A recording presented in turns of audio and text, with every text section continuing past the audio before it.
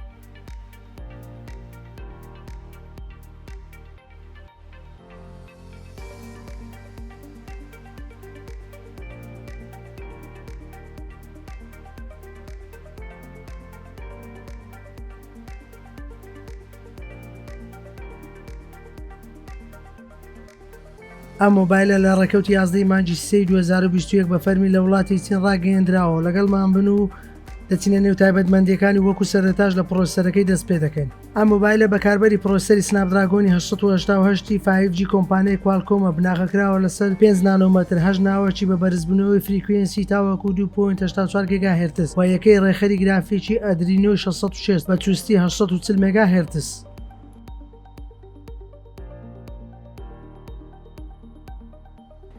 ئێستاش دێنە سەر روونماکەی بە قەبارەی 6.7 ئینجە لە جۆری LTPO ئەمۆلیدی چەماوە دروستکراوە لەلایەن کۆمپانیای سامسۆنگ پارێزراوە بە چینی گۆرەلا گلاسینەوەی پێنجەم توانای نوێبوونەوەی هەیە تا 120 هرتز بە تێکرای وەڵامدانەوەی سەر پەنجەی 240 هرتز و ڕوونی تووکەی و هەبوونی 525 سەڵی پیکسل لە هەر ئینجێکداوە پشتگیر لە HDR+ و DCI-P3 دەکات بە قۆڵی ڕەنجی دەبیت و ڕووناکی بەرز دەبێتەوە تاکو 1300 نیتس.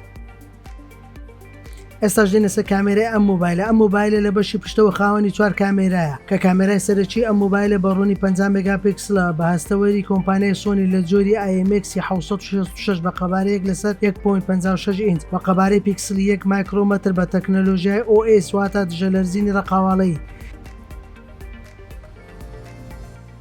کامێرای دووەمی کامێرای گۆشەفراوانە بە ڕوونی 50 مێگاپیکسلی هەستەوەری کۆمپانیای سۆنی لە جۆری IMX766 چرکانی وێنە بە گۆشەی 110.3 پلا و کامێرای سێمی کامێرای مایکرۆسکۆپە بە ڕوونی 3 مێگاپیکسل توانای هێنانە پێشەوەی تاوەکو 6x هەیە.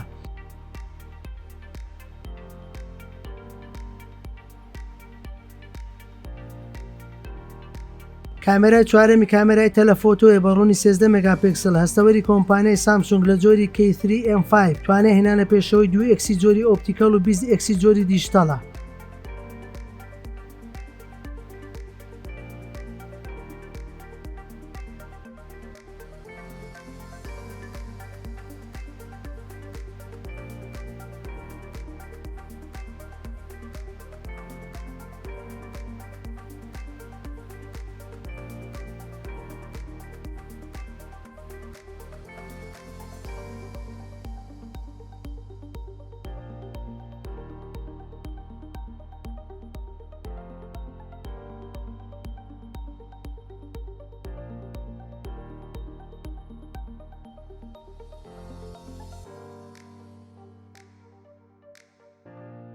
وە لە بەشی پێشەوە کە کامێرای سێلفیەکەیە بە ڕوونی 32 مێگاپیکسل لە هەستەوەری کۆمپانیای سۆنی لە جۆری IMX615.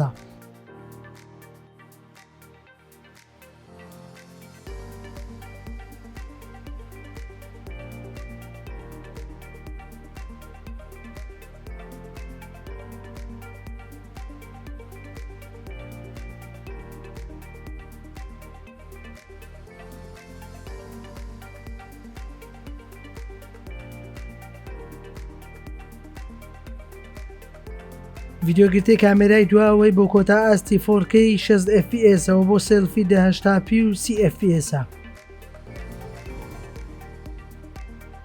ئێستاش دێنە سەر باتری ئەم مۆبایلە. باتری ئەم مۆبایل لە 4500 ملی ئەمپێر لە مادەی لیشیۆمی پۆلیمەر، پشتگیری لە بارگاویکردنەوەی بەتەل دەکات بەهێزی 65 وات، پشتیوانی لە پاوەڕ دیلیڤەرینەوەی سێم دەکاتەوە لە توانایدایە مۆبایلەکە بە 28 خولەک بە تەواوی بارگاوی بکاتەوە و پشتگیری لە بارگاویکردنەوەی بێتەل دەکات بە توانای 30 وات و بارگاوی پێچەوانش بە توانای 10 وات.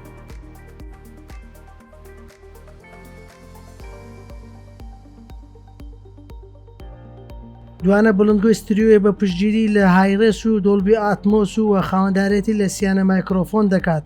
هەر لە نێو پاکەتەکەەوە خاوەندارێتی لە ڕووکاری بەکارهێنەری کۆلەر OS 11 بنچینەکراو لەسەر ئەندرۆید 11 دەکات. پشتگیری لە وایفای 6 و بلوتوزی 5.2 دەکات. مۆبایلەکە توانای بەرگەگرتنی بۆ تۆز و ئاو هەیە بە پێوەری IP68 بۆ مەودای 1.5 مەتر و ماوەی 30 خولەک. تەنچی مۆبایلەکە 8.3 میلیمەترە، کێشی 193 گرامە و ئەنجامی هەڵسەنگاندنەکانیشی لە پێگەی ئەنتوتو کە تایبەتە بە هەڵسەنگاندنی مۆبایلە هۆشمەندەکان 867,099 خاڵە. وام مۆبایلە بە ڕەنگی سپی و ڕەش و شین و زەردی جلد بەردەست خراوە بۆ فرۆشتن و بیرتان نەچێت بۆ دەستخستنی ئەم مۆبایلە دەتوانن لە مۆبایلی ئەرکان بەردەستی بخەن لە سنووری پارێزگای سلێمانی لە زەڕایان و لە خوارەوە ژمارە مۆبایلی ئەرکان مندانەوە دەتوانن پەیوەندیان پێوە بکەن.